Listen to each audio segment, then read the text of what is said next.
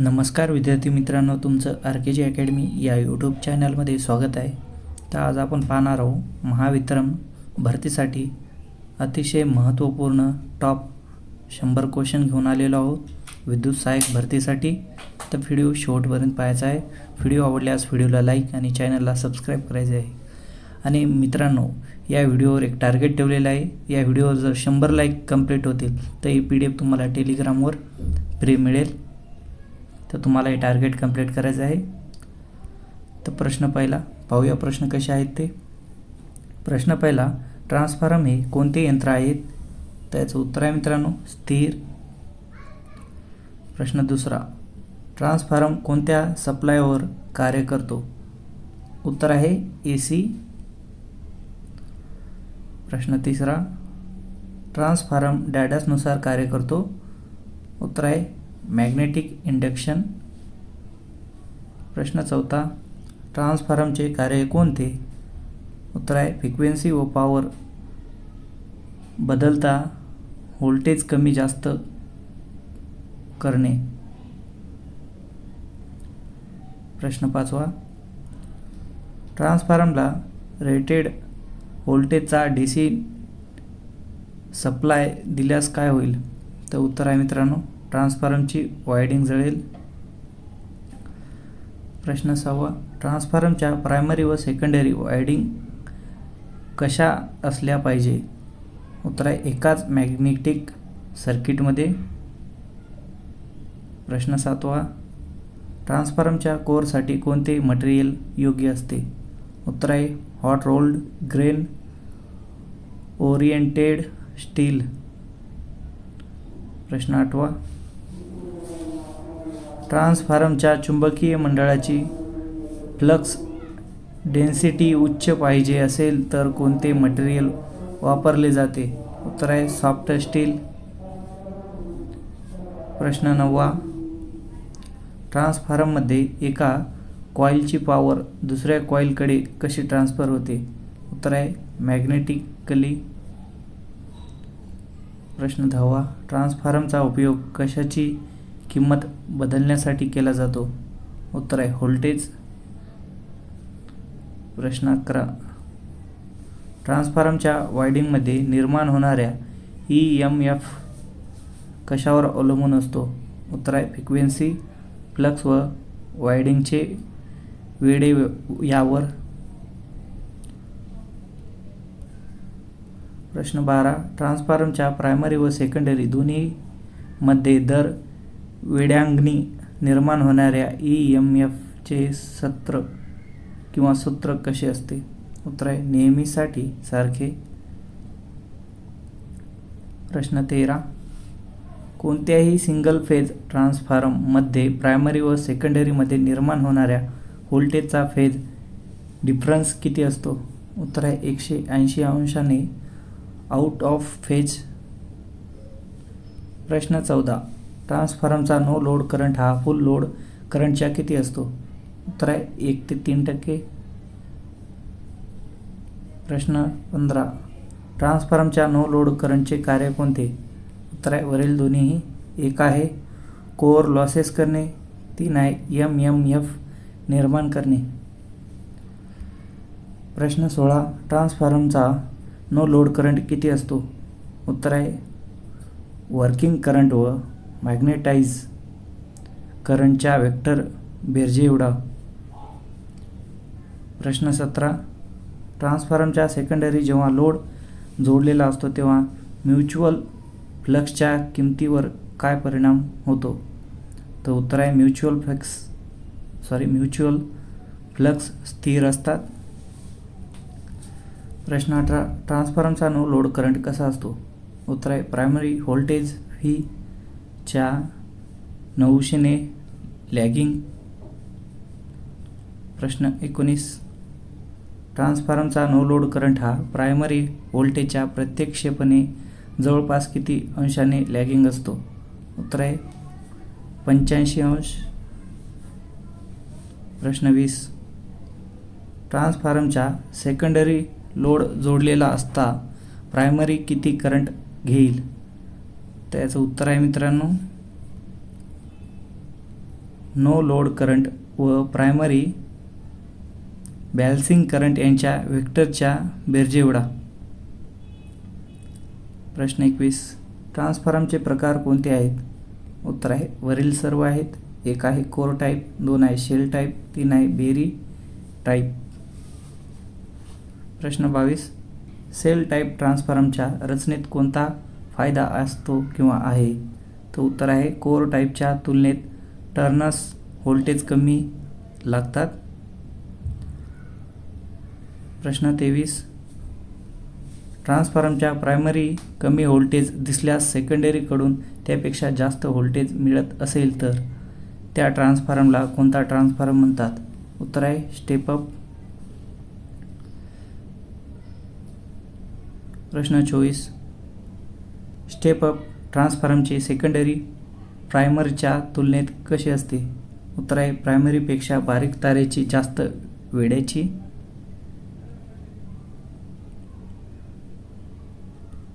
प्रश्न 25. Step down ट्रान्सफॉर्मरची secondary winding प्रायमरीच्या तुलनेत कशी असते? उत्तर आहे जाड तारेची, कमी वेड्याची. प्रश्न 26. स्टेप अप ट्रान्सफॉर्मरचे कार्य कोणते? उत्तर आहे व्होल्टेज वाढवणे. प्रश्न 27. ऑटो ट्रान्सफॉर्मरचा उपयोग कुठे केला जातो? उत्तर आहे व्होल्टेज स्थिर ठेवण्यासाठी. प्रश्न 28. ऑटो ट्रान्सफॉर्मरचा उपयोग का केला जातो? उत्तर आहे सारख्या आउटपुटसाठी कॉपरची बचत होते म्हणून. प्रश्न 29. कोणत्या ट्रान्सफॉर्मरचा उपयोग इंडक्शन मोटरी चालू करण्यासाठी केला जातो? उत्तर आहे ऑटो ट्रान्सफॉर्मर. प्रश्न 30. कोणत्या ट्रान्सफॉर्मरच्या सहाय्याने हाय व्होल्टेज व करंट सुरक्षित किमतीपर्यंत कमी करू मोजता येतो? उत्तर आहे इन्स्ट्रुमेंट ट्रान्सफॉर्मर.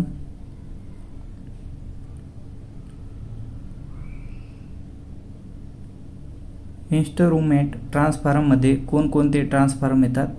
तर उत्तर आहे वरील ब व क. उत्तर आहे पोटॅशियम ट्रान्सफॉर्मर. दुसरा आहे करंट ट्रान्सफॉर्मर.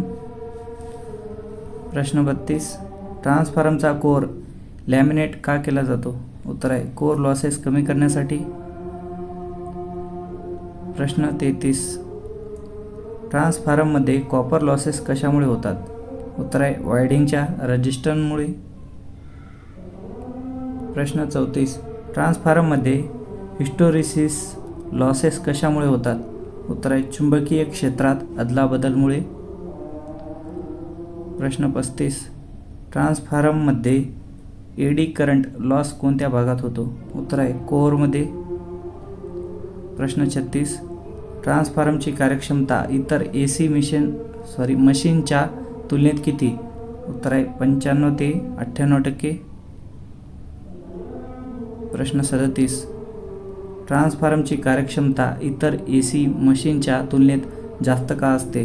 उत्तर आहे फ्रिक्शन व विडेज लॉसेस होत नसल्यामुळे. प्रश्न 38. ट्रान्सफॉर्मरची कार्यक्षमता कोणत्या वेळी जास्तीत जास्त असते? तर याचं उत्तर आहे मित्रांनो जेव्हा कॉपर लॉसेस कमीत कमी असतील तेव्हा. प्रश्न 39. एका ट्रान्सफॉर्मरचे आयर्न लॉसेस 400 वॅट्स आहेत. त्या ट्रान्सफॉर्मरवरील लोड वाढून दुप्पट केला असता आयर्न लॉसेस किती वेट होतील? त्याचं उत्तर आहे मित्रांनो जेवढेला तेवढेच राहतील, 400ला 400च. प्रश्न 40. डिस्ट्रीब्युशन ट्रान्सफॉर्मरमध्ये आयर्न लॉसेस कमीत कमी होतील अशी त्यांची डिझाईन किंवा बनावट का केली जाते? त्याचं उत्तर आहे मित्रांनो प्रायमरी दिवसातील 24 तासही सप्लायशी जोडलेली असते म्हणून. प्रश्न 41.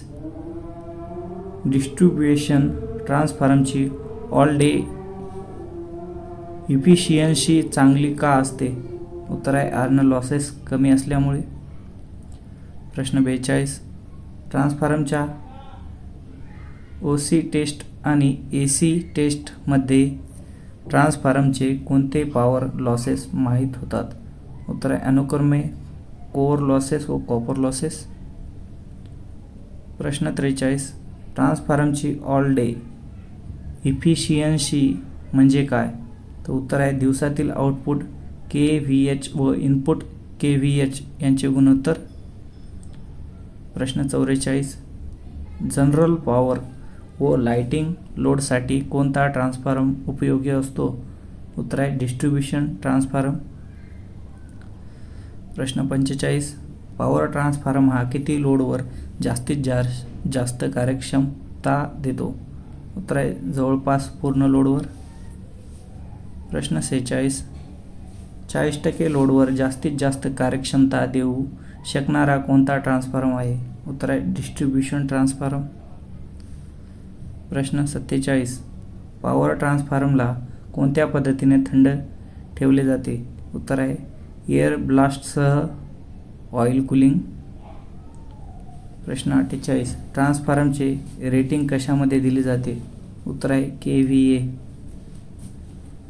प्रश्न 49. ट्रान्सफॉर्मरच्या पॅरलल ऑपरेशनसाठी कोणत्या अटी पूर्ण कराव्या लागतात? उत्तर आहे वरील सर्व. एक आहे शेकडा इम्पिडन्स ड्रॉप सारख्या असला पाहिजे. दुसरा आहे व्होल्टेज रेशिओ सारखा असला पाहिजे. तिसरा आहे पोलॅरिटी सारखा असला पाहिजे. प्रश्न 50. ट्रान्सफॉर्मरमधील कोर लॉसेस डॅडॅश लोडवर स्थित असतात?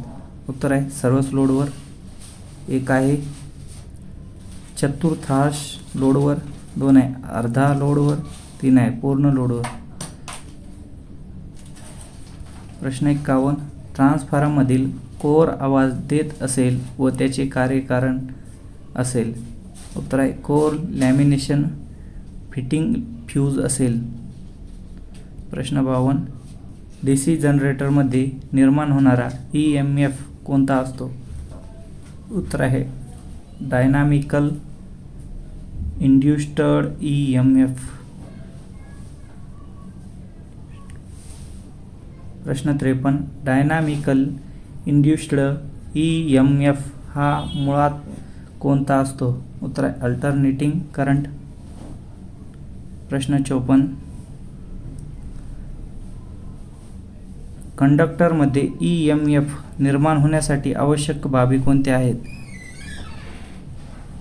तर याचं उत्तर आहे मित्रांनो चुंबकीय क्षेत्र व कंडक्टर या दोन्हीपैकी एक स्थिर व एक फिरता असला पाहिजे. प्रश्न 55. DC जनरेटर हा कोणत्या तत्वावर कार्य करतो? तर याचं उत्तर आहे मित्रांनो फॅरेडच्या इलेक्ट्रोमॅग्नेटिक इंडक्शनच्या नियमानुसार. प्रश्न 56. जनरेटरमध्ये निर्माण होणाऱ्या EMFची दिशा कोणत्या नियमाने माहीत करता या तत्वानुसार? तर याचं उत्तर आहे मित्रांनो फ्लेमिंगच्या उजव्या हाताचा नियम. प्रश्न 57. फ्लेमिंगच्या उजव्या हाताच्या नियमानुसार अंगठा, पहिलं बोट व मधले बोट याचं किती अंशाचा कोन असला पाहिजे? त्याचं उत्तर आहे मित्रांनो तिन्ही बोटे एकमेकांच्या 90 अंशात. प्रश्न 58. जनरेटरला फिरवणाऱ्या यंत्रास काय म्हणतात? उत्तर आहे प्राइम मूव्हर. प्रश्न 59. जनरेटरचा योक हा कास्ट आयर्नपासून का बनवला जातो? त्याचं उत्तर आहे मित्रांनो वरील सर्व. एक आहे किमतीने स्वस्त असतो. 2 आहे चुंबकीय मंडळ पूर्ण करतो. 3 आहे आतील भागाचे यांत्रिक संरक्षण करतो. प्रश्न 60. जनरेटरचा पोल लॅमिनेटेड का बनवलेला असतो? उत्तर आहे एडी करंट लॉस कमी करण्यासाठी.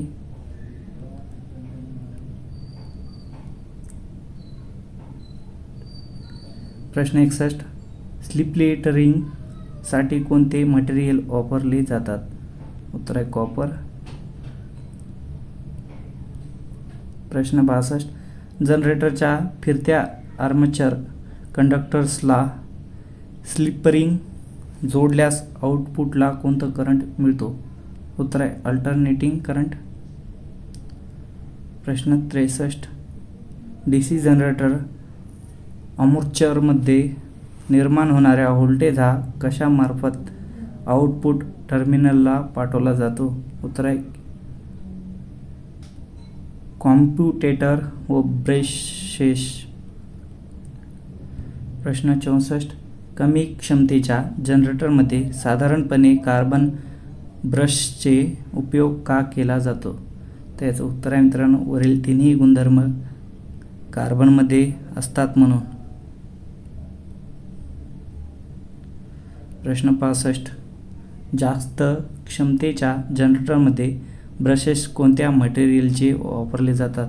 उत्तर आहे कॉपर. प्रश्न 66. कम्युटेटर सेगमेंट्स कशापासून बनवलेले असतात? तर उत्तर आहे हार्ड ड्रॉन कॉपर. प्रश्न 67. कम्युटेटर सेगमेंटरमध्ये इन्सुलेटिंग मटेरियल म्हणून काय वापरले जात असते? उत्तर आहे मायका किंवा अभ्रक. प्रश्न 68. सेल्फ एक्साइटेड जनरेटरचा प्रकार किती आहेत? उत्तर आहे वरील सर्व 1 आहेत. सिरीज जनरेटर 2 आहे. शंट जनरेटर 3 आहे. Compound generator. प्रश्न 69. Separately excited generator field winding कशी उत्तेजित केली जाते? तर याचं उत्तर आहे मित्रांनो बाहेरून स्वतंत्र DC करंटच्या साहाय्याने. प्रश्न 70. सेल्फ एक्साइटेड जनरेटरची फील्ड वाइंडिंग कशी उत्तेजित केली जाते? तर उत्तर आहे जनरेटरच्या स्वतःच्या DC करंटने परत घेतल्यावर प्रश्न 71. जनरेटरचा EMF कोणत्या घटकावर अवलंबून असतो? तर उत्तर आहे मित्रांनो दर पोल गणिक मिळणारा फ्लक्स 2 आहे. कंडक्टरची संख्या 3 आहे. पोलची संख्या. तर याचं उत्तर आहे मित्रांनो वरील सर्व. प्रश्न 72. सारख्या पोलची संख्या असलेल्या जनरेटरमध्ये लॅम्प वाइंडिंगच्या तुलनेत वेव्ह वाइंडिंगमध्ये निर्माण होणारा EMF किती असतो? उत्तर आहे जास्त. प्रश्न 73. जनरेटरचा EMF कसा नियंत्रित करू शकाल? त्याचं उत्तर आहे मित्रांनो गती आणि फ्लक्स दोन्हीही नियंत्रित करून. प्रश्न 74. जनरेटरचे लोड कॅरेक्टरिस्टिकल हा कोणाच्या संबंधाचा आलेख होय? त्याचं उत्तर आहे मित्रांनो लोड करंट आणि टर्मिनल व्होल्टेज. प्रश्न 75. जनरेटरचे इंटरनल कॅरेक्टरिस्टिक हा कोणाच्या संबंधाचा आलेख होय? तर उत्तर आहे आर्मेचर करंट आणि EMF. प्रश्न 76. जनरेटरचा मॅग्नेटिक कॅरेक्टरिस्टिक हा कोणत्या संबंधाचा आलेख आहे? उत्तर आहे फील्ड करंट आणि EMF. प्रश्न 77. सिरीज जनरेटरचा उपयोग कुठे केला जातो? उत्तर आहे बूस्टरसाठी. प्रश्न 78. बॅटरी चार्जिंगसाठी कोणता जनरेटर वापरला जातो? उत्तर आहे शंट जनरेटर. प्रश्न 79. इलेक्ट्रो प्लेटिंगसाठी कोणत्या जनरेटरचा उपयोग होतो? उत्तर आहे सेपरेटली एक्साइटेड जनरेटर. प्रश्न 80. कोणत्या कंपाऊंड जनरेटरला फ्लॅट कंपाऊंड जनरेटर म्हणतात? तर उत्तर आहे मित्रांनो लोड वाढल्यास ज्याचा टर्मिनल व्होल्टेज प्रॅक्टिकली कायम असतो. प्रश्न 81. जनरेटर हा यांत्रिक शक्तीचे विद्युत शक्तीमध्ये रूपांतर करीत असताना त्यात कोणकोणते लॉसेस होतात? उत्तर आहे वरील तिन्ही लॉसेस होतात. 1 आहे आयर्न लॉसेस, 3 आहे फ्रिक्शन आणि विडेज लॉसेस. 3 आहे कॉपर लॉसेस. प्रश्न 82, DC जनरेटर चालू केल्यास व्होल्टेज देत नसेल तर त्याचे काय कारण असू शकेल? त्याचं उत्तर आहे मित्रांनो, वरीलपैकी कोणतेही एक दोष झाला असेल. प्रश्न 83, कोणत्या कारणाने जनरेटरचे रेसिड्युअल मॅग्नेटिझम नाहीसे होईल? तर उत्तर आहे मित्रांनो, फील्ड पोलवर ठोकपीट केल्यास आणि फील्ड पोल जास्त गरम झाल्यास. प्रश्न 84, DC जनरेटर नाहीसे झाल्यास रेसिड्युअल मॅग्नेटिझम पुन्हा प्राप्त करण्यासाठी काय करावे लागेल? तर उत्तर आहे मित्रांनो, वरील तिन्ही. 1 आहे नो लोडवर थोडा वेळ जनरेटर चालू करावा. 2 आहे जनरेटर फिरण्याची दिशा उलटी करावी. 3 फील्ड वायडिंगला थोडा वेळ बॅटरीने सप्लाय द्यावा. प्रश्न 85, जनरेटरचा व्होल्टेज वाढवण्यासाठी खालीलपैकी कोणती पद्धत सोपी असते? उत्तर आहे जनरेटरची स्पीड वाढवणे. प्रश्न 86, शंट जनरेटरच्या फिल्डरचे सिरीजमध्ये बाहेरून रेजिस्टन्स जोडल्यास काय होईल? उत्तर आहे जनरेटरचा व्होल्टेज कमी होईल. प्रश्न 87, विना स्पार्किंगचे कम्युटेशन मिळवण्यासाठी काय वापरतात? उत्तर आहे इंटरपोल. प्रश्न 88, इंटरपोल वायडिंगची रचना कशी असते? उत्तर आहे सुपर इनॉमल्ड कॉपरच्या जाड तारेची. प्रश्न 89, DC जनरेटरमध्ये इंटरपोलची पोलॅरिटी कशी असते? उत्तर आहे आर्मेचर फिरवण्याच्या दिशेने पुढच्या मेन पोलची पोलॅरिटी. प्रश्न 90, कॅपेसिटिंग वायडिंगचा उपयोग कोणत्या जनरेटरमध्ये केला जातो? उत्तर आहे ज्या जनरेटरवर सारखा लोड असेल.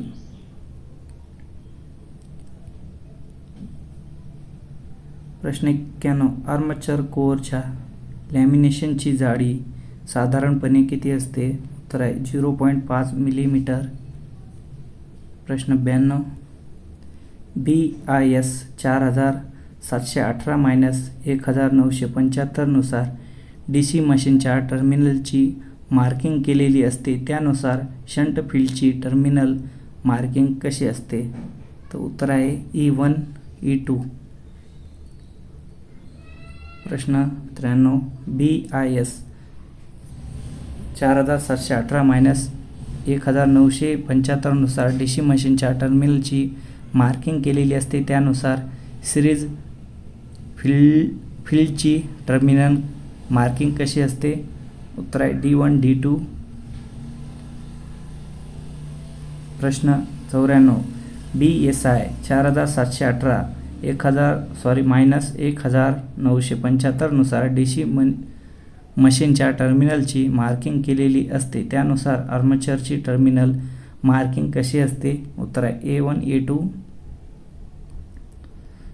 प्रश्न 95, DC मशीनमध्ये आर्मेचरचा रेजिस्टन्स किती असतो? उत्तर आहे 1 ओहमपेक्षा कमी.